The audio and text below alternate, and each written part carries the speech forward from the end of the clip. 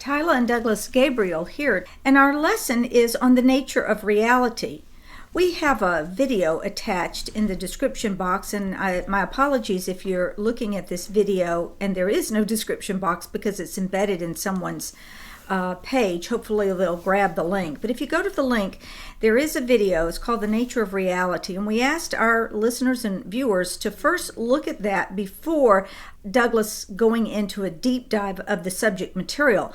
Why this particular subject is of interest to us, and we thought of our audience, is that Douglas has written a book. It's called The Theory of Everything, and that is also attached. We also offer it as a free PDF link so that you can get that book right now. This all ties together, but we needed a bridge. And so I asked Douglas to come today and talk about the video that we've all just seen and show us how his book will take us even further into understanding the nature of reality.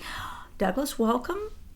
Thank you. I was so glad that Betsy put that movie up. It was the second time that she put that video up on the Cat Report and previously on Aim for Truth News Headlines.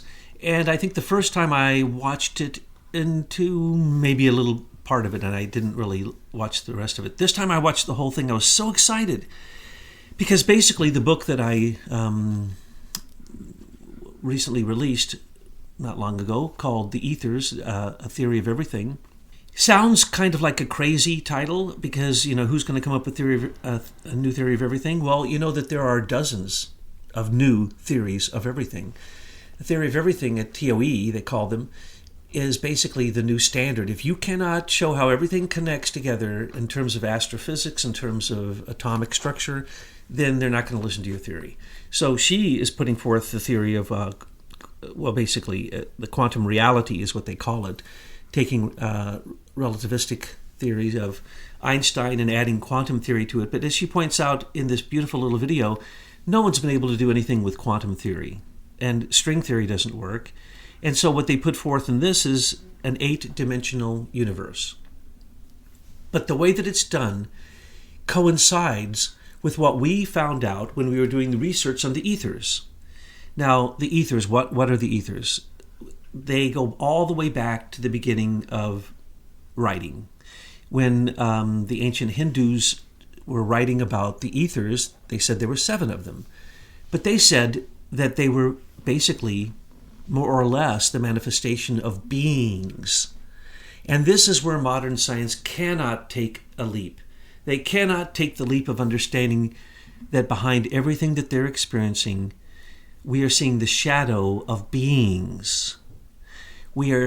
And without beingness, without there being intelligent design to the universe, and if there's intelligent design to the universe, it can't just be random consciousness. It can't just be, what was it that caused that intelligence? So whether you call the intelligence itself the consciousness and that's a being, that's where the real debate gets going thick because they don't want to accept the past theories. Now, the past theories, literally, these go back to 10,000 BC in some cases, in the way that we look at it. And so what they're saying in the Upanishads and what they're saying in the writings of Manu from the ancient Hindu is that these 7 brothers are all controlled by their mother, and that we only get to see 4 of them down here. We call them earth, the states of matter, which the Greeks would call earth, water, air, and fire. Well, there's another one called the Akasha, according to the ancient Hindus, and that one goes in between the 4. And so those are the 5 we can see now, but there's 2 more in the future. Well, in this video, they break the universe down into 7 elements, and they say that this new quantum reality theory, and mind you, there hasn't been a theory in modern science or even in science per se that has lasted more than 100 years. Theories are transplanted all the time by new theories.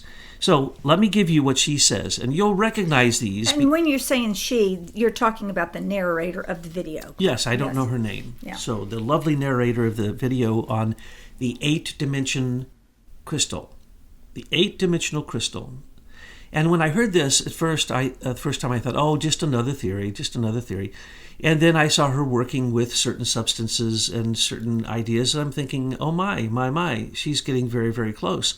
So I paid close attention, and now I've taken what they have given in this new quantum reality theory, as presented by this lovely lady in the video, and put it into a sensible order that directly coincides with the theories of the past and modern theories, and with the theories of Rudolf Steiner and anthroposophy, one of the great scientists of all times. He founded the Galactic Center, Supergalactic Center, and demonstrated that the center of mass is not on the sun in our solar system, but is a dynamic point in between the sun and the inner planets and the outer planets. He also demonstrated that light in a continuum is not limited by a speed. She says in this video, the speed of light is contested. Yes, that's because new lasers have accelerated light to 1,000 times the speed of light.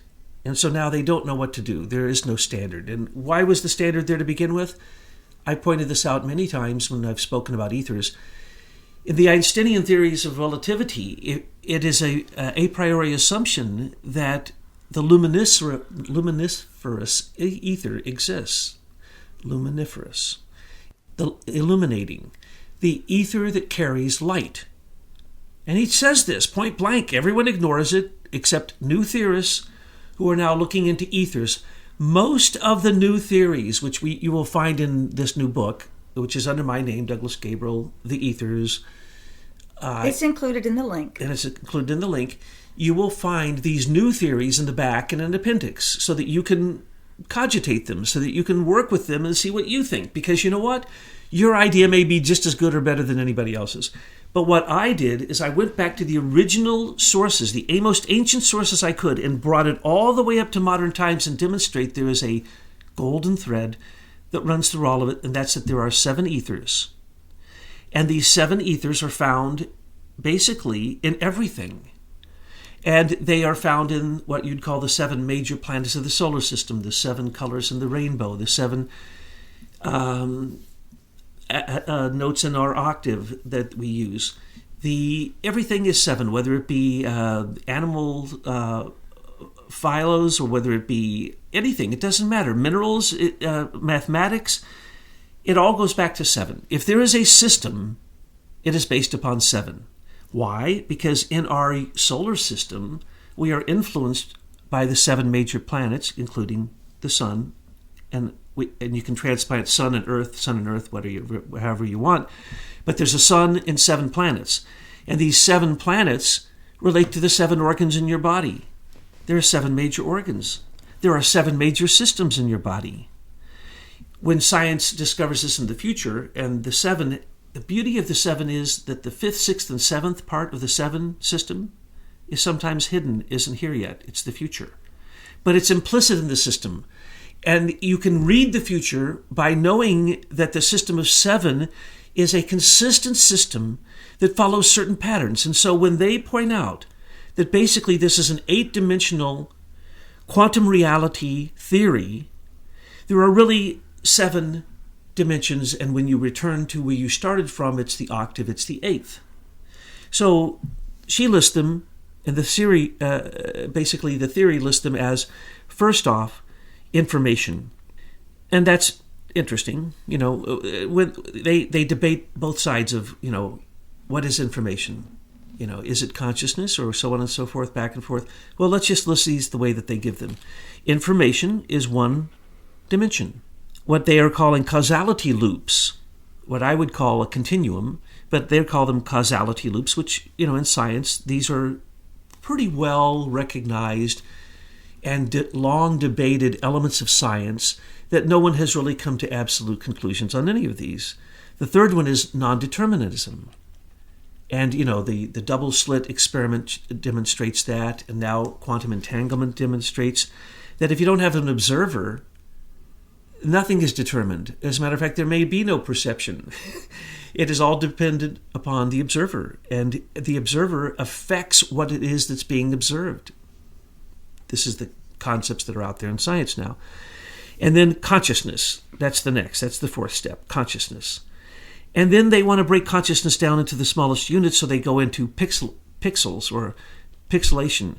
And the smallest unit that they can possibly contrive, and they believe that that's how you get to the real core of going up the dimensions. And then they believe that the golden ratio is the key. And the golden ratio, if you don't know what that is, it's basically found in everything. It is a ratio that determines the distances of the planets from each other. If you measure them and you look at it, it's the same exact ratio as in the musical scale, as in the ratio of the golden mean and the golden ratio found in your body, in your hand, in your arm, in your relationship of your head to your body. Everything that is perfect in nature, whether it be a nautilus shell, a tiny, teensy tiny shell, or a galaxy, it's the same exact ratios. It's called the golden ratio. And they've come upon this, and they believe that this is one of the key factors to raising yourself up from the third and fourth dimension, and time is, according to them, the fourth dimension, into the dimension of the eighth dimension. Now, they don't say this, but I'm going to say it. When you reach the end, you reach this, what they call the eighth dimension crystal. Okay? And then they come up with some really fancy stuff. And this is the fanciful book I'm going to try to make very, very simple for you, because we already put it in the book. And we know that it's true because this has been taught for 10,000 years, 12,000 years. And it can be seen in anything you want to apply it to. And it almost never fails, whether you're looking at the development of a monarch butterfly, or the chambers of the brain, or the chambers of the heart and the new chambers of the heart that will arise, the aeolums that are on top of each of the chambers. And the fifth chamber around the heart has now been discovered. And so we thought there were 4 chambers. There's 5, but there's really 7. We think that there's 5 ventricles in the brain, but there's 6, and then there's a 7th that will reopen again. So we have to see that some of these things, as she points out, she wants to bring it all back, and the scientists want to bring it all back to shapes, geometry, mathematics, because that's what they can understand. But what they don't understand is that everything that they're examining is completely limited by their earthbound perception. In other words, that is, you can't perceive a higher dimension using the tools of the lower dimension. Precisely. And I want to go back before you get too far on these, how they've broken down this, because when I listened to that video, I know that there's information out there. This is what we were faced with a few years ago when we started our little YouTube, is because we saw that people were getting information, but it's just information. It's just everywhere, and it's just overloaded. But we said what we have to do is bring people up to a higher level. So let's organize the pertinent information into what we call intelligence. So when we lay this out for you, each day, this information we collect, we're letting you know and telling you the story of the day from the information we receive. We try to give it to you at a higher level so you can understand what's going on the ground. Well, then the next thing that we lead you to really is this non-determinism. That is, what is the world but your perception of the world? And if we want to change the world, let's work on a higher plane of changing it, and let's start working with our perception. Now, this is where the Tavistock and Cecil Rhodes got involved in the propaganda wars, because they also knew this powerful concept in the universe. And so what they do with their propaganda is they try to fill our heads with the world the way they see it. And so if enough of us see the world that way, that's the world, and that's the way it becomes. And so, yes, then that leads to the next step of consciousness. So really, if we want to win this war that it looks like we're fighting, if we really want to, we would work on the level of consciousness and perception. What say you? That's absolutely right. I couldn't have said it better. And it reminded me, as you were speaking, that Aristotle put this in his own system. And he called it the system of hierarchies.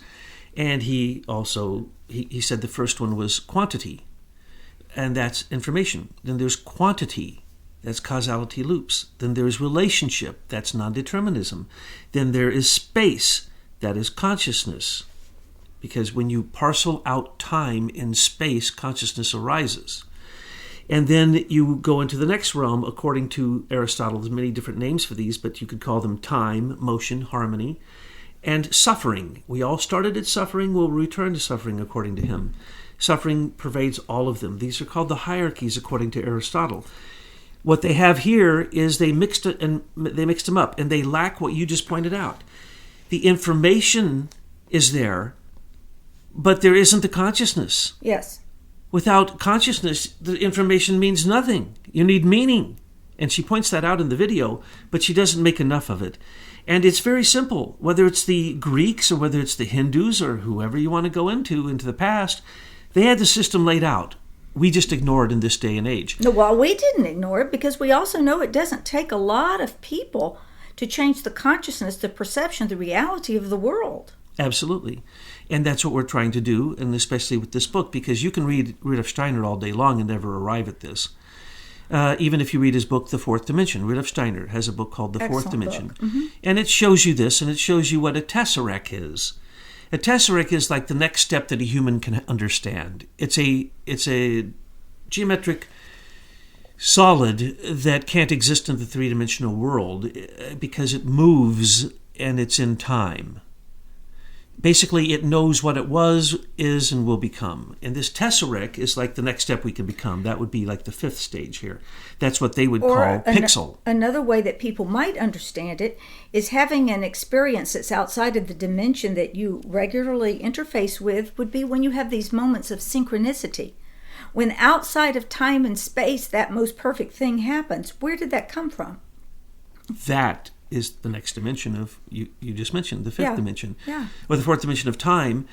And then the fifth, sixth, and seventh are pouring in to the consciousness of the being who isn't limited by time and space. We go into this in great detail in the book. The ethers. And the ethers, each one of them, the ethers are warmth, light, sound, or magnetism of all sorts, not just electromagnetism, life. Now, the sun gives us warmth, light, a type of magnetism, and creates all life on Earth. And so light goes out from the sun, but it's Saturn that turns around and comes back as dark light. And this is well known. It's called the solar breath. And when it comes back and dark light meets direct light coming from the sun, spheres are created. And that's why the planets are spheres. Forces from the outside being that where light goes to a certain limit and then it comes back on itself magnetically because it's being pressed in by the cosmos, by what we would call the stars. And we're going to talk about this in a second, because if you do not consider the whole cosmos, you're not getting the whole picture. And the whole cosmos works the same way that an atom works. It would have to be that way because it's a 3D holographic universe. And this is now known because they have 6 different ways to look at the universe, and they've combined them all, and then what they've come up with is this theory that I'm telling you, which basically coincides with what Rudolf Steiner said. Rudolf Steiner said the shape of the cosmos is a dodecahedron, an expanded, kind of inflated dodecahedron, and that the Earth, which they call a pixel, because we're on the pixel level here, they say the smallest thing that can be measured is a pixel. And so they have basically broken the pixel down into believing that that's more or less the basic unit of matter, what we now call quantum, but they know quantum doesn't work and a quanta doesn't work because everything doesn't emanate. Some things don't emanate. Some things suck. A black hole sucks. So all of this theory is based upon what happens at the event horizon of a black hole. And the dynamic heartbeat between an ion jet that comes out of the middle of a galaxy and the supermassive black hole that is found in the same place. And there's a pulsation that goes. Just like with a tree, they now know trees have a heartbeat. Their heart beats twice a day. And the tree literally expands and contracts. And this is how they move water higher than a column of water can rise, according to scientists. They've never understood, how does water get to the top of a tree? Because it has a heartbeat. It's beating and reaching to the cosmos, just like we are with our arms and our limbs. When we say our limbs, our arms and legs, imagine every motion you can make going forward, backward, up and down with your arms and legs. That's what we are. We're like a tree, this globe of a tree that is the future. So the future comes in through our limbs if we listen. And that's what they're saying here, which I was so shocked to hear. Finally, they admit what the ancients have always known. The future is now. There is no time. It is only because our consciousness parcels it out in pixels, in little pieces, And then we put those pieces together and we create and construct what we think is our own little universe. Each of us has our own universe, and it's through our own observation. Right. It is not the same. Some are in hell and some are in heaven, standing next to each other. That's why I keep putting the pictures of Dante in our cat report, because I want to remind people that all of these levels of consciousness are here with us. It's just that you don't see it physically. And when your consciousness changes, it changes those pixels to present a different world to you. But we have to also remember that these things have relative and absolute values. Okay?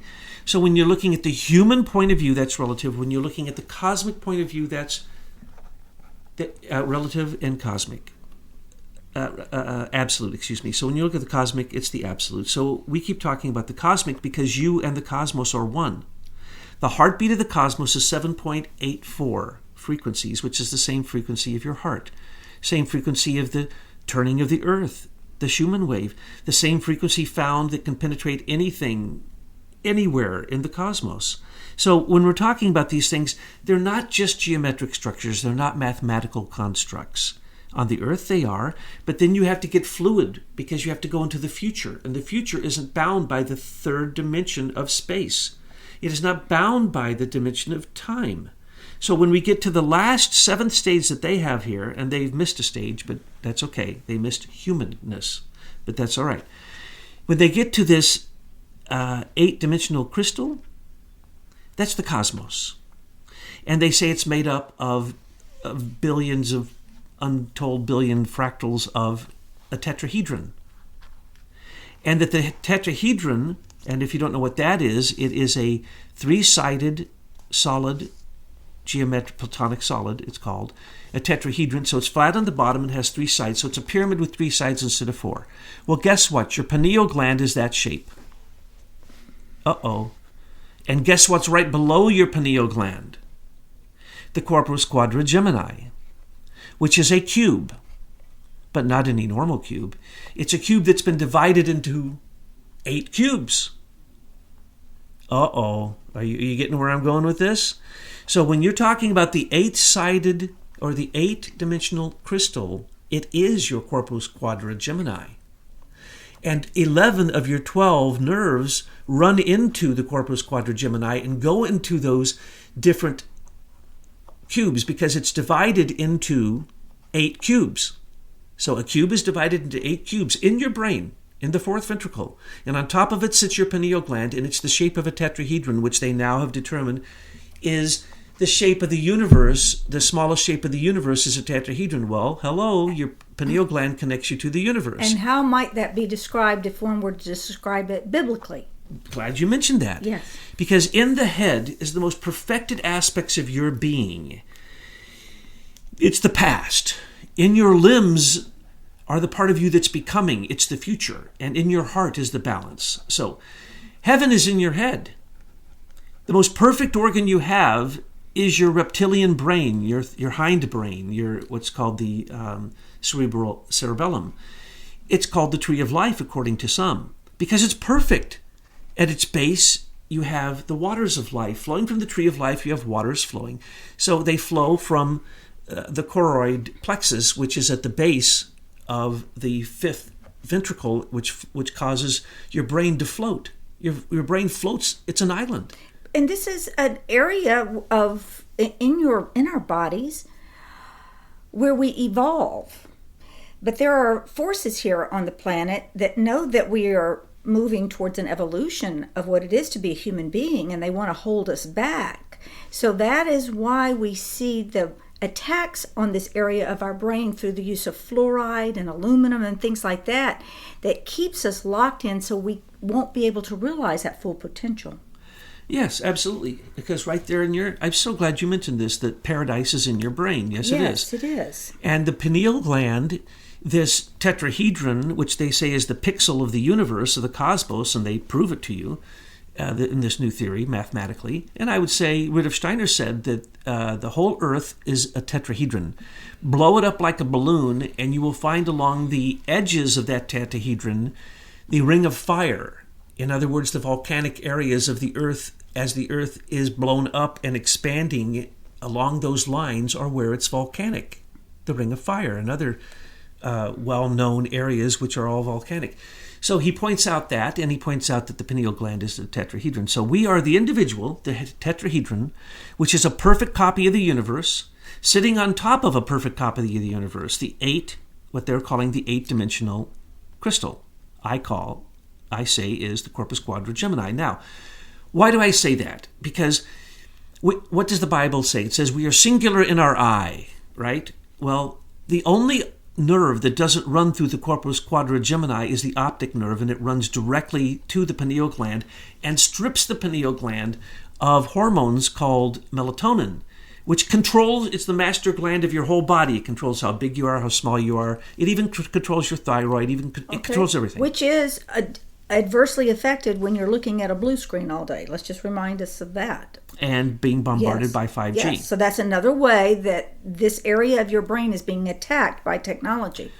Yes, and so the optic nerve comes and it stimulates and strips the inside of this tetrahedron, this pine cone, this pineal gland. And then as it strips it and it goes into the bloodstream, it controls when you have puberty, it controls everything. Everything. You can't name anything. It controls your salt levels. It controls all your organs. It controls the 7 organs. The 7 organs are controlled by the pineal gland. Okay? So that's your singularness through the optic nerve. The other 11 nerves, which are through your whole body and your gut and everything, run to the 8-dimensional crystal, corpus quadragemini. And they each branch off and go to different sections of it, and that's how we read everything we do, everything that our will, the most mysterious part of us is our willpower. It's not understood. Sometimes we can be superhuman, sometimes we can be, we die because of depression. We don't understand our willpower. It can do anything. It's superhuman. And the capacities are future capacities right here available for us if we could have the consciousness to understand them. Anyway, so sitting on top in your brain, in the 5th ventricle, and then in front of the 5th ventricle is the 4th ventricle, which is basically the Grail Castle, and I could go into a whole description there, but let's just say that the crystals, all your life you were deposited, this is now known, they thought this wasn't true, even Aristotle thought this wasn't true. When you die, they cut open the pineal gland, the amount of calcium carbonate crystals in your brain are directly equivalent to your IQ. The amount of calcium phosphorate crystals are different, and the amount of calcium carbonate, calcium calcite. Calcium calcite, calcium phosphorus, those are the two ends of the spectrum of humanity. One of them you're going to be evil and awful, basically, and the other one you're going to be angelic, but you're useless. But in the middle, if you can develop through your heart and through your bloodstream, and then sending that up through your, what would be called your throat and your head up into this area, through your nerve system. And you're motioning your hand up through your chakra area, up through your crown. Rudolf Steiner calls it a second spinal column that's in the front of your body. If you can actually stimulate that, you can deposit calcium carbonate crystals in your pineal gland, and that causes the pineal gland not only to open and to allow the brain fluids to flow, but also allows piezoelectric charges to go into the 4th ventricle, shoot all the way to the pituitary and cause excretions of pituitrin, which is the best thing for you that there practically is in the whole universe. They call it the dew of heaven, the nectar of the gods. They call it soma, whatever, thousand names for it. We have a book we wrote about that, so I might include that. But let's go back to this the mystery of 7. Now, the reason I had to go there is because if you do not relate this stuff to the human body, then you are out to lunch. It must relate to the human body. Everything in the cosmos is in the human body but one thing: comets. And they're in the human body when a woman is having a baby, because a woman having a baby is a gift from the past that is like a comet. Remember, comets come out of the Oort realm, a ring, which they come out of nothingness, and then they incarnate, and they exist, and then they go back there, and then they excarnate, and they don't exist. That's just like a baby. And what do? Why is the tail of a comet point away from the sun when it gets close to the sun? You see, it is extra solar being that comes in to clean up the solar system, just like children are coming into our world to clean it up, to make it a better place. So anyway, the only thing not in the cosmos, in the human body, is a comet, but everything else is there. So no matter what they say, if they come up with a new theory, it better relate to the human body. So that's the reason I jumped off on that. But now let's break this down. They got it in the wrong order. Okay. Everybody should know this. It's very, very simple, because Betsy loves to tell this story, but I'm going to go ahead and tell it anyway. Tyla, Betsy. She has many names. A zero dimension is a dot. You exist. Well, science tells us nothing can exist that didn't exist before. That's a lie. There is creation out of nothingness, and that's proven by black holes and ion jets in every galaxy that they manifest, which is all of them. All galaxies, as they're maturing, go through the stages of supermassive black holes and ion jets, and I'll go there in a minute. But a dot means you come out of nothingness. Well, that's what God's doing with us. We are being created out of nothingness to be just like a God. That's what the cosmos is doing with us. You call it whatever you want. It doesn't matter. You can break it down into numbers and geometric forms. And at the end of this, I'm going to tell you the truth, which they have yet to get to. And if they would simply look in this direction, they'd find it instantaneously, because that's what consciousness does. And consciousness has said this for 10,000 years, 12,000 years. So I'm just pointing out, I'm not so smart. I just did the research. So a dot is zero dimensions. A line is one dimension because it can go, one direction or the other, but always in just that line. A plane, that's one dimension. 2 dimensions is a plane. A plane is usually, they give the example of a shadow. Okay, so it doesn't have any depth to it, but it does have length and width. So it only exists in this bizarre realm that you can hardly imagine. Just like a line only exists in a bizarre realm that you can't hardly imagine. But they will tell you in mathematics that a line, once it goes out left and right, comes back to the line again. It's also for a plane. Okay? And in a minute, I'll tell you what they talk about a dot. But, a point of existence. But anyway, when you get to 3 dimensions, you have what a human being is in. You can go forward, you can go backwards, you can go left, right, up, and down. That's 3 dimensions. It's a cube, folks. And your consciousness is not in your head. It is in your heart. So when you go to do something, you can either go forward, backward, left, right, up, or down, or any dancing movement in between, as I pointed out. But the point is, you come back to the square, the cube, the cube in the heart. And it can get really gigantic as the cosmos, and can get really small and hard as a rock. But the point is, that's where your consciousness resides. So you are, whether you like it or not, bound by a cube. So your consciousness is a cube in the 3 dimensions. But when you take a cube, and the number one thing that they use a tesseract, the example they give of a tesseract, the only one they can really imagine, though others, no, that's not true. The easiest one to imagine is a cube. When you take a cube and you make it a tesseract, a being, I said being because it is, but a geometric form that is like none we imagine, that is not bound by time and not bound by space, you have a tesseract, and they show a cube. And what is it doing?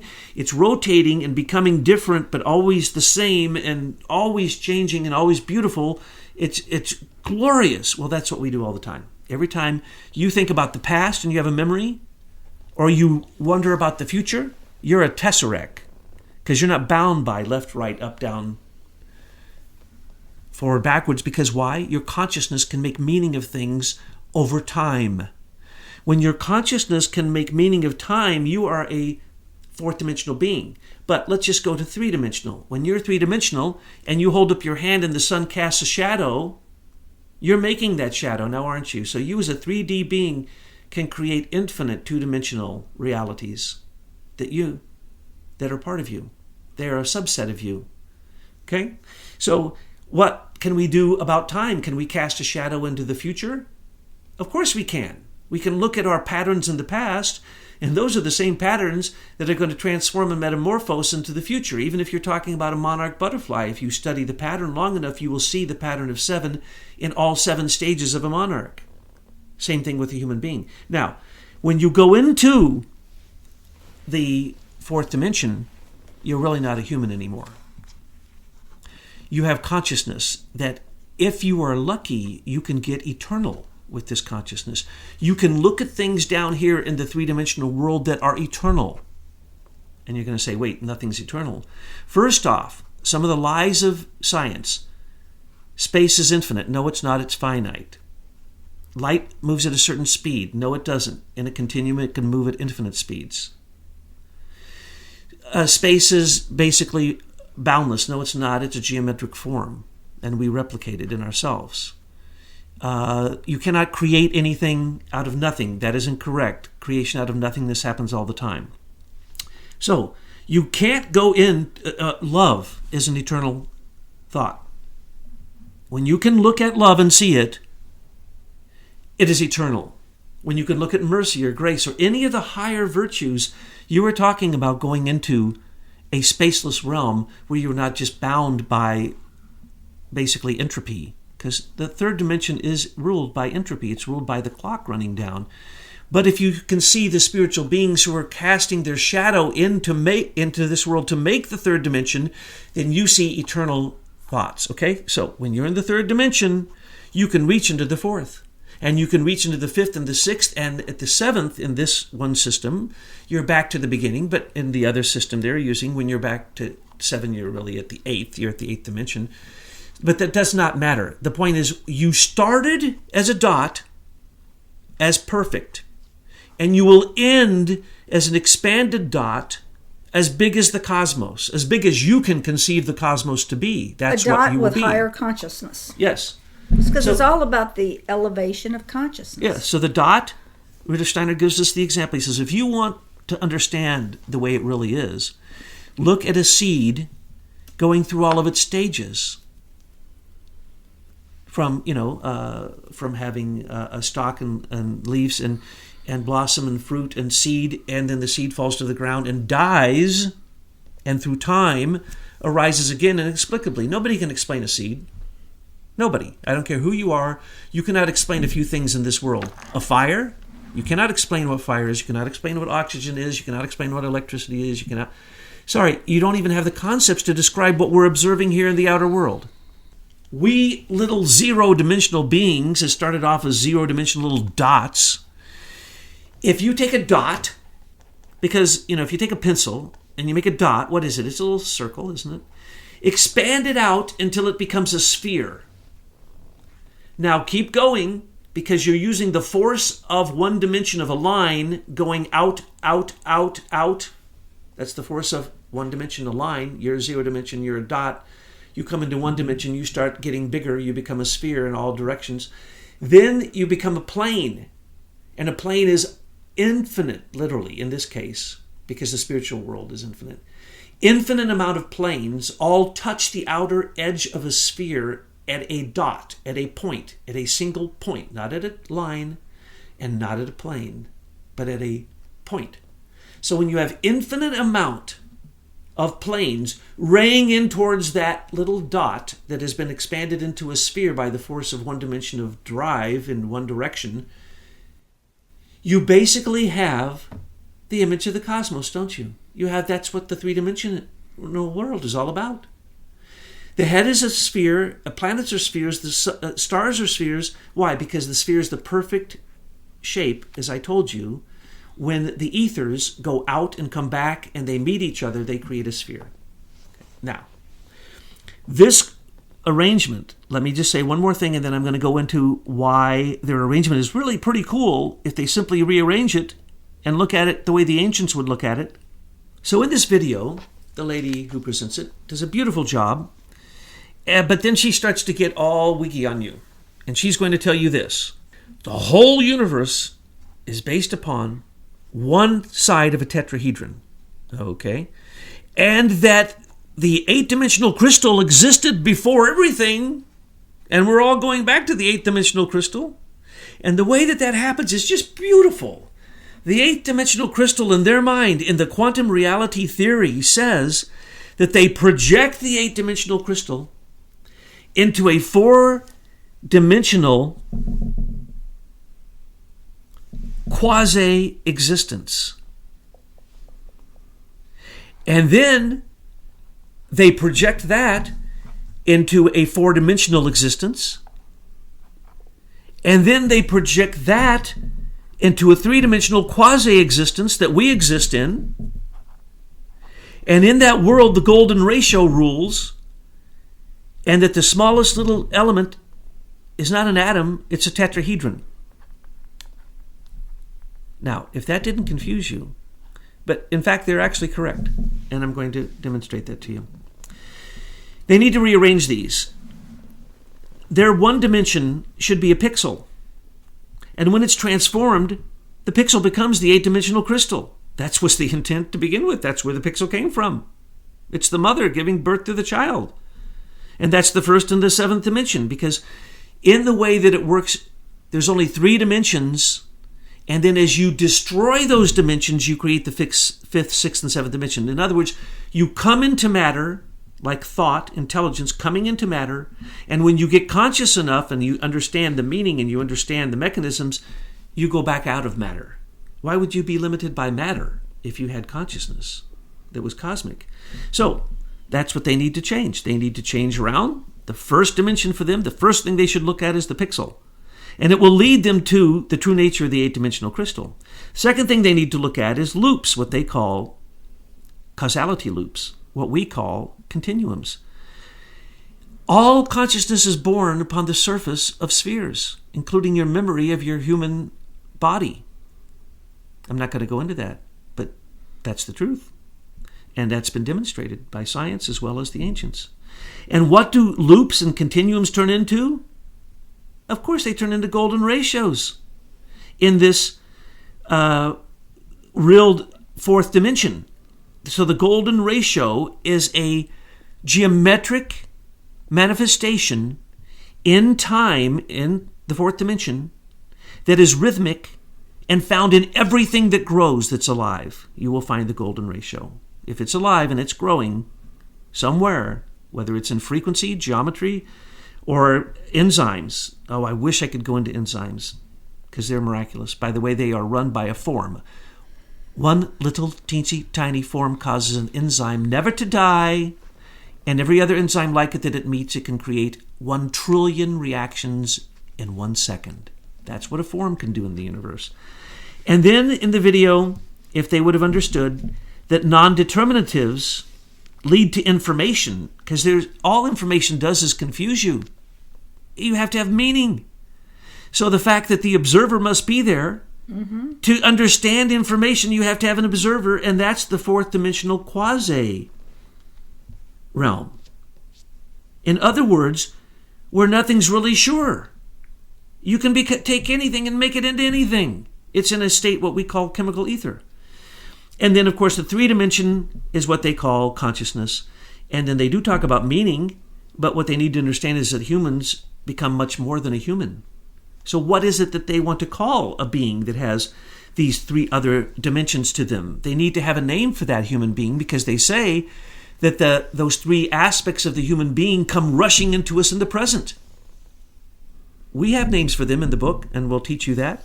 We won't go into it now.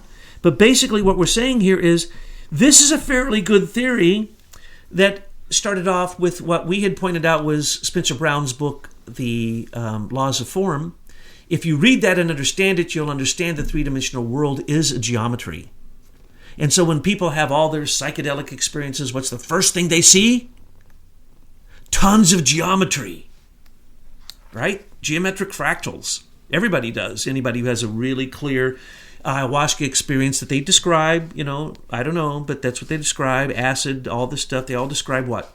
Many geometric figures all moving at once, because, hello, that's the way the 3-dimension works. All these planes, all these 3-dimensional geometric shapes are rushing into us. For instance, each of your organs has a geometric shape. And Newton's dream was to be able to find that the planets had a Platonic solid that related to them so that he could have a geometric, mathematical relationship between the planets and music and everything. It would be a theory of everything. It's called Newton's dream. And that's what we gave you in this book called The Ethers, is using the ancient wisdom all the way up into the modern time with modern theories to show you that the human being is in fact a 7-dimensional being that is going back to the place where it was created from. Now, I know that you could run for hours on this material, so what I'm going to recommend is that folks take a little dive into the book, listen to the other video you were referencing, and if you would like to hear more, if you'd like us to take the chapters of the book and start breaking them down for you with audios, let us know in the comment box. We're here to help you. Oh, you've got a note for me? I can't see it. The book is free. Oh, yes. Well, I've mentioned that before. All of our materials we offer to you lovingly, and they're free. Of course, if you want to buy a printed book, that's available too. Okay, so we'll see you next time, and we'll be waiting for the reader comments to see which direction we'll go.